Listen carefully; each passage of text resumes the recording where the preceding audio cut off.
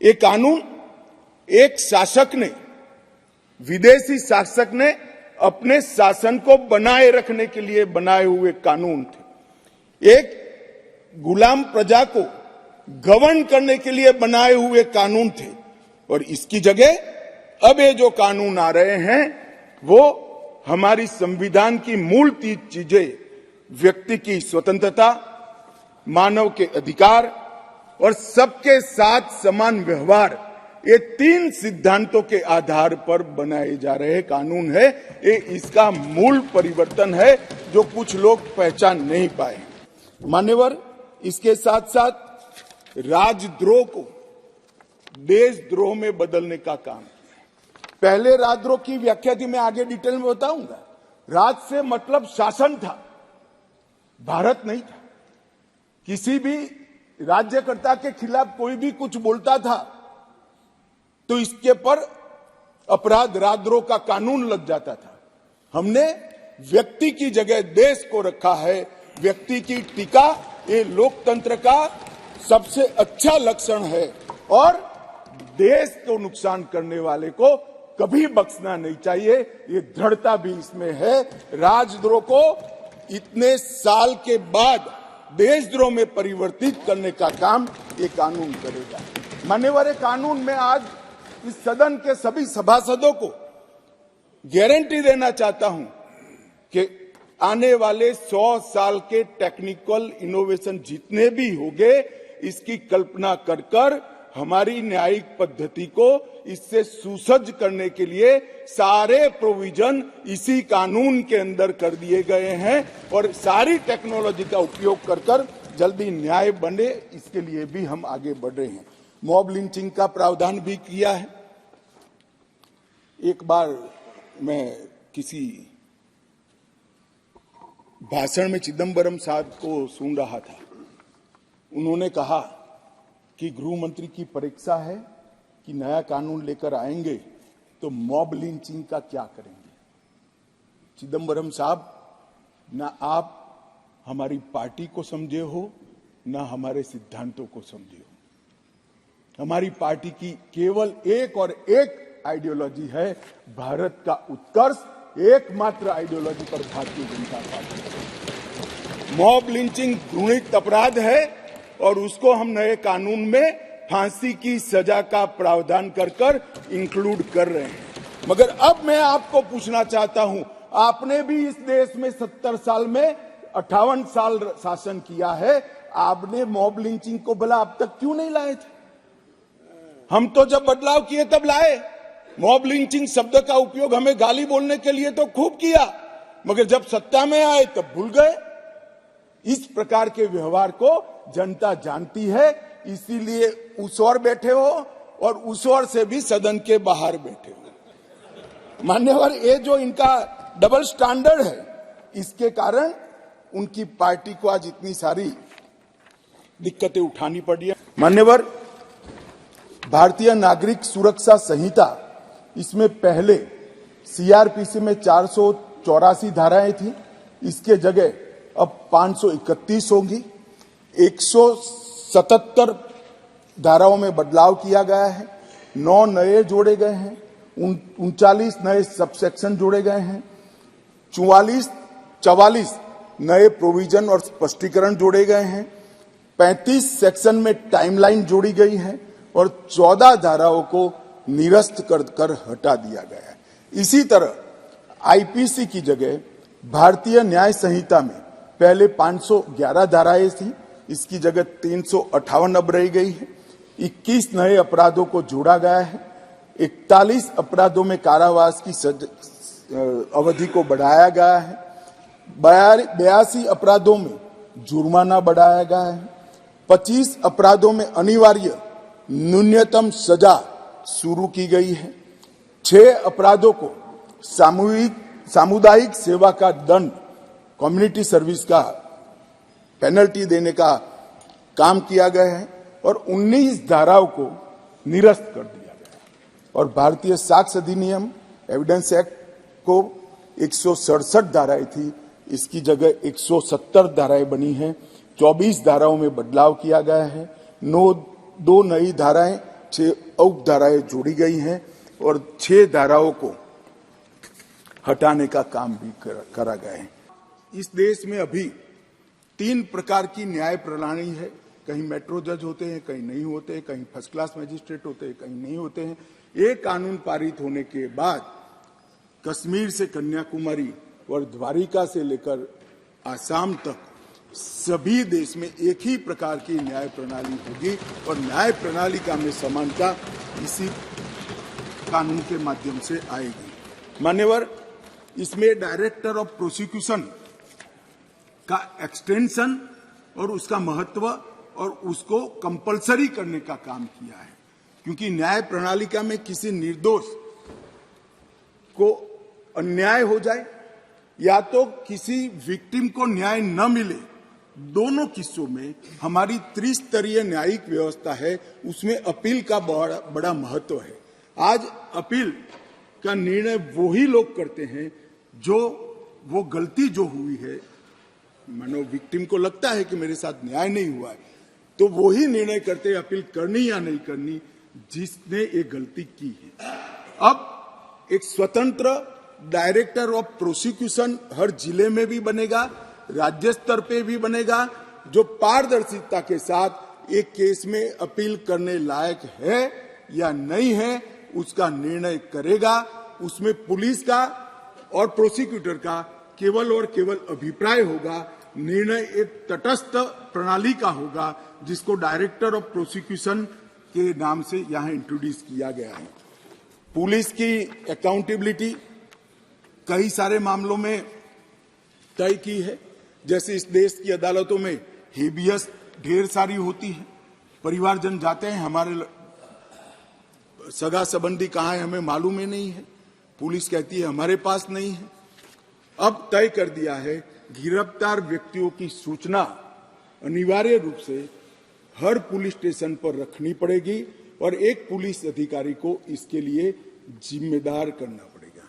मान्यवर, इस तरह से मैं आगे बाद में बताऊंगा, परंतु ढेर सारी चीजों को हमने पुलिस की अकाउंटेबिलिटी फिक्स करने का भी इस कानून के माध्यम से काम किया है। और विक्टिम सेंट्रिक कानून जब मैं कहता हूं तब मान्यवर हमने ढेर सारा विक्टिमों को बीएनएसएस में 360 तो अपनी बात रखने का अधिकार दिया है, इंफॉर्मेशन का अधिकार खंड 173, 93 और 230 में दिया है, नुकसान की क्षतिपूर्ति का अधिकार दिया है, 0 एफआईआर को इंट्रोड्यूस किया है। अब कोई भी मुकदमा स्टेट विक्टिम की परमिशन के बगैर, विक्टिम को सुने बगैर कोर्ट सिर्फ स्टेट के कहने पर विड्रॉ नहीं कर सकती। जो विक्टिम है उसको सुनना पड़ेगा, उसके ऑब्जेक्शन को भी सुनना पड़ेगा। विक्टिम को, जो फरियादी है, उसको 90 दिनों में जांच की प्रगति के बारे में इंफॉर्मेशन देने की जिम्मेदारी पुलिस की गई है। एफआईआर, गवाहों के बयान और पुलिस की रिपोर्ट, ये सभी को कंपलसरी कॉपी देने का प्रोविजन इसके अंदर कर दिया गया है। और जांच और मुकदमे के विभिन्न चरणों की पीड़ित अथवा उसके परिवारजनों को जानकारी प्रदान करने के लिए भी हमने ढेर सारे प्रोविजन मान्यवर किए हैं, जिससे मैं मानता हूं कि पुलिस की अकाउंटेबिलिटी फिक्स होगी और विक्टिम को न्याय मिलने की शुरुआत होगी। मान्यवर, हमने महिलाओं और बच्चों की सुरक्षा के लिए भी ढेर सारे प्रोविजन किए हैं। मान्यवर, भारतीय न्याय संहिता में एक नया चैप्टर महिलाओं और बच्चे के प्रति अपराध हमने ऐड किया है। इस विधेयक में 18 वर्ष से कम उम्र की महिला के बलात्कार से संबंधित प्रोविजन में हम बदलाव कर रहे हैं। मौजूदा बलात्कार का प्रोविजन रीनंबरिंग तो हुआ है तथा नाबालिग महिलाओं के सामूहिक बलात्कार को पॉक्सो के साथ सुसंगत बना देता है, क्योंकि कुछ प्रोविजन ऐसे थे जो पॉक्सो में ज्यादा हार्ड थे, जिनको फेवर करनी थी वहां पुलिस स्टेशन में पॉक्सो अप्लाई नहीं किया जा सकता है। अब पॉक्सो अप्लाई करे न करे, बलात्कार करने मात्र से पॉक्सो की सभी धाराएं ये न्याय संहिता के माध्यम से लागू हो जाएगी और उनको आयु का अधिकार आधारित वर्गीकरण ठीक नहीं था। क्रमशः 18, 16 और 12 वर्ष की उम्र के नाबालिगों के बलात्कार के लिए हमने अलग अलग सजा का निर्धारण किया है। 18 वर्ष से कम आयु की बच्चियों के मामले में आज जीवन कारावास और मृत्यु दंड का प्रावधान हमने किया है। मान्यवर, उनको फांसी की सजा। गैंग रेप के मामलों में 20 साल की सजा या जिंदा रहने तक की सजा का प्रावधान किया है और 18 वर्ष से कम उम्र की स्त्री के साथ बलात्कार में फिर से फांसी की सजा को हमने यहां पर रखा है। मान्यवर, बलात्कार की परिभाषा के तहत भी एक एनोमली थी। सहमति से बलात्कार में 15 वर्ष की जो आयु डाली थी उसको बढ़ाकर हमने 18 साल किया है। तो 18 साल से कम आयु की बालिका के साथ कोई भी कुछ करेगा तो माइनर रेप के दायरे में घुस जाएगा। आतंकवादी कृत्य को इतने सालों के बाद 1 लाख से ज्यादा लोग आतंकवाद की बलि पर चढ़ने के बाद 75 साल के बाद पहली बार आपराधिक न्याय कानूनों में जगह देने का काम नरेंद्र मोदी सरकार को। हमारा वादा था मान्यवर इस देश की जनता को कि हम आतंकवाद के खिलाफ जीरो टॉलरेंस की नीति रखेंगे और आतंकवाद की व्याख्या ही नहीं थी। कुछ सांसदों ने, मैं बाद में जवाब देता हूं, कहा है कि यूएपीए में है, मगर जहां उनके प्रभाव वाली सरकारें थी वहां यूएपीए को लगाते नहीं थे। आतंकवादी कृत्य कर सादे गुना की सजा में निकल जाते थे। अब हमने ये मूल कानून के अंदर ही आतंकवाद का जिक्र कर ऐसे लोगों को जेल के बाहर आने का रास्ता लगभग असंभव कर दिया।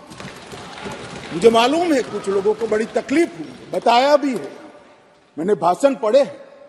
मुझे तो आश्चर्य हो रहा है, इस देश के कानून में आतंकवाद को रोकने की धारा है और इस सम्मानीय सदन का कोई व्यक्ति उसको मानव अधिकार के नाम से विरोध करे। आतंकवाद ही मानव अधिकार का सबसे बड़ा हनन करता है। जो आतंकवाद फैलाता है, आतंकवादी कृत्य करता है, जिसका जो विक्टिम होता है, इसके मानव का अधिकार का हनन आतंकवादी कृत्य करने वाला व्यक्ति करता है और उसको कठोर से कठोर सजा मिलती है। और मैं तो आश्चर्यचकित, मैं यहां बैठा होता तो टोकता भी, रोकता भी, प्रयास भी करता कि इसको सदन के रिकॉर्ड का हिस्सा न बनने दिया। आप एक्सपोज हो रहे हो, मगर मैं था नहीं, मैंने पढ़ा। इसका बचाव करते हैं। किस जमाने में जी रहे?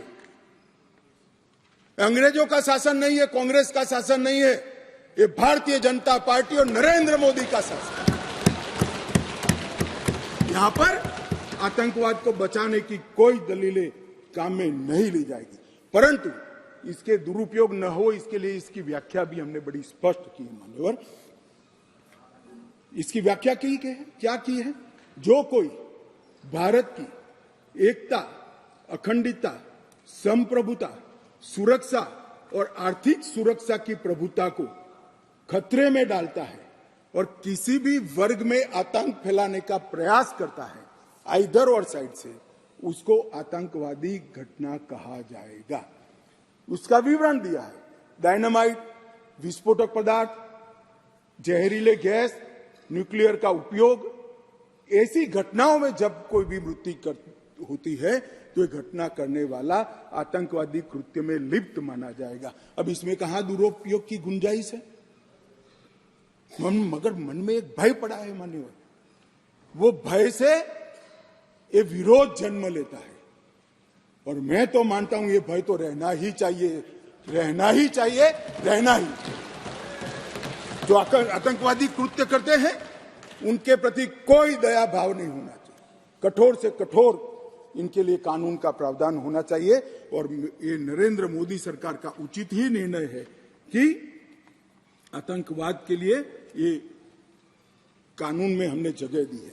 उसके बाद भारत सरकार, किसी राज्य सरकार, विदेश की सरकार, अंतरराष्ट्रीय सरकारी संगठन के सुरक्षा को बाधित करने वाले कृत्य भी आतंकवादी माने जाएंगे। मान्यवर, मैं नहीं मानता इसमें कहीं पर भी कोई गुंजाइश बची है कि इसका दुरुपयोग हो। और मैं सदन को आश्वस्त करना चाहता हूं, कानून तो लिखी हुई चीज है, इसका अमल करते वक्त अगर कोई इसका दुरुपयोग करता है, यहां तक हमारी सरकार का सवाल है साहब, हम उसको रोकेंगे भी और उसको नश्यत भी करेंगे, सजा भी देंगे। और सबसे ऊपर कोर्ट है, अगर किसके ग्रीवेंसेस है तो ये आतंकवाद को रोकने का प्रोविजन भी कोर्ट के ऊपर तो नहीं है।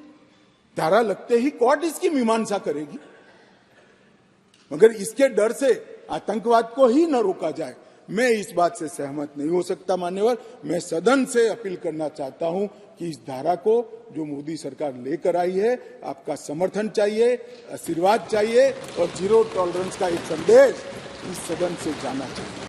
ट्रायल इन एब्सेंसिया का भी प्रोविजन किया है, कुछ लोग इस पर आपत्ति ले सकते हैं, मगर मैं आज कहना चाहता हूं इस देश में ढेर सारे मुकदमे, देश को हिला देने वाले मुकदमे, चाहे बम्बई बम ब्लास्ट हो या कोई, और वो लोग पाकिस्तान में या कहीं और देशों में शरण लेकर बैठे हैं, ट्रायल नहीं चलती है मान्यवर। अब इनके यहां आने की जरूरत नहीं है। 90 दिन के अगर वो कोर्ट के सामने नहीं आते हैं तो उनकी अनुपस्थिति में ट्रायल होगी, एक सरकारी वकील उनकी पैरवी करेगा, फांसी भी होगी, जन्मटिप भी, और जिससे वहां से वापस लाने की प्रक्रिया बहुत जल्दी कर पाएंगे, क्योंकि वो सजा प्राप्त व्यक्ति किसी दूसरे देश में तो स्टेटस बहुत बदलता है। जमानत के लिए भी हमने कर दिया है कि लंबे समय तक किसी को जेल में नहीं रख सकते। पहली बार अपराध करने को 1/3 सजा का जो प्रोविजन है, 1/3 अगर अंडर ट्रायल कर लिया तो इसको मुक्ति दे सकते हो, और बाकी सभी मामलों में 1/2 किया है जो गंभीर प्रकार के हत्या, डकैती ऐसे मामले हैं। जजमेंट सालों सालों तक, महीनों तक नहीं आता था, अब हो गया है कि मुकदमे की समाप्ति के बाद जज साहब को 45 दिन के अंदर ही जजमेंट देना पड़ेगा, वो इससे ज्यादा लेट नहीं करते। मान्यवर, जजमेंट और सजा के बीच में भी बहुत बड़ा समय था, उसका भी समय निर्धारित कर दिया है, और सजा निर्णय देने के 7 दिन के अंदर ही सुना देनी पड़ेगी, उसको आप लिंगरिंग नहीं कर सकते। मान्यवर, फिर दया याचिका के मामले आते थे, सालों तक दया याचिका करते ही नहीं, और दया याचिका कोई एनजीओ करता था, कोई दूर दूर के लोग करते थे, जिसका कोई दया तो वही मांग सकता है जिसको दंड मिला है, दया मांगने का अधिकार और किसी को नहीं। मान्यवर, उच्चतम न्यायालय की अपील खारिज करने के 30 दिन के अंदर ही दया की अर्जी करनी पड़ेगी, बाद में आपको इसका अधिकार नहीं रहेगा। राज्यपाल, सरकार, सबके लिए यस और नो कहने का समय का प्रावधान भी इसमें हमने मान्यवर तय कर दिया है। किसी भी महिला के लिए अपने खिलाफ हुए अपराध को किसी के सामने वर्णन करना मान्यवर बड़ी संकोच की बात होती है। आज EFIR से हर कोई कर सकता है, मगर कोई भी महिला थाने पर FIR करा सकती है, उसका संज्ञान भी लिया जाएगा, और 2 दिन के अंदर ही घर पर आकर इसका जवाब लेने की व्यवस्था महिला पुलिस के साथ इस कानून को करेगी। नए विधेयक के अंदर EFIR का जो हमने जिक्र किया है, इससे ढेर सारे फायदे होने वाले हैं। समय पर ट्रायल और स्थगन दोनों को हमने मान्यवर बहुत तवज्जो देकर इसको कठोरता के साथ कम करने का प्रावधान किया है। टेक्नोलॉजी का उपयोग भी कई जगह पे हमने पुलिस के अधिकारों के दुरुपयोग को कर्टेल करने के लिए किया है। क्राइम सीन, इन्वेस्टिगेशन, ट्रायल, ये तीनों चरण में हमने टेक्नोलॉजी के उपयोग को तवज्जो दी है। पुलिस जांच में पारदर्शिता और जवाबदेही इससे निश्चित रूप से सुनिश्चित तो होगी ही होगी, परंतु सबूतों की गुणवत्ता में भी सुधार होगा। विक्टिम और आरोपी दोनों के अधिकारों की रक्षा होगी। मान्यवर, FIR से केस डायरी से चार्जशीट, वहां से जजमेंट तक की पूरी प्रक्रिया को डिजिटलाइज करने का हमने कानूनी प्रावधान इस कानून के अंदर लेकर आए। एविडेंस, तलाशी और जब्ती तीनों में वीडियो रिकॉर्डिंग की हमने कंपलसरी प्रोविजन किया है। कोई भी घर पे जाकर पुलिस जब्ती करती है तो उसका वीडियो रिकॉर्डिंग किया जाएगा, एविडेंस कलेक्ट करते हो उसका भी हो जाएगा और तलाशी का भी हो जाएगा। इससे कोई किसी को फ्रेम करने की संभावनाओं पर बहुत बड़ी कमी आ जाएगी। और बलात्कार के मामले में भी पीड़ित का बयान कंपलसरी करने का निर्णय नरेंद्र मोदी सरकार ने किया है। वो लेना ही पड़ेगा, ऑनलाइन बयान लेना पड़ेगा, इसका रिकॉर्डिंग करना पड़ेगा, जिससे वगदार आदमी आने के बाद वो बयान को बदलवा नहीं सकता। मान्यवर, दूर दूरस्थ के गांवों में बयान तो ले लीजिए जाते हैं, मगर जब मालूम पड़ता है कि बलात्कार किसने करा है तो बयान को बदल भी दिए जाते। अब ऑनलाइन बयान लेना है और इसकी 3 कॉपी 3 जगह पे, एक हॉस्पिटल में, एक पुलिस थाने पर और एक न्यायाधीश के यहाँ 24 घंटे में पहुंचानी है, जिससे बदलने में बहुत बड़ी दिक्कत होगी। मान्यवर, सबसे बड़ा जो मैंने कहा ट्रायल इन एब्सेंशिया, कुछ सदस्यों ने इसके खिलाफ थोड़ा आवाज भी उठाया है, ज्यादातर तो बाहर थे तो बहुत नहीं उठ पाए, वरना तो हर एक बोलता। मगर मैं ये पूछना चाहता हूं मान्यवर, गुनाह कर कर जो देश के बाहर भाग गए हैं, इनके प्रति क्या सिंपैथी है आपकी भाई? मुझे बताइए तो।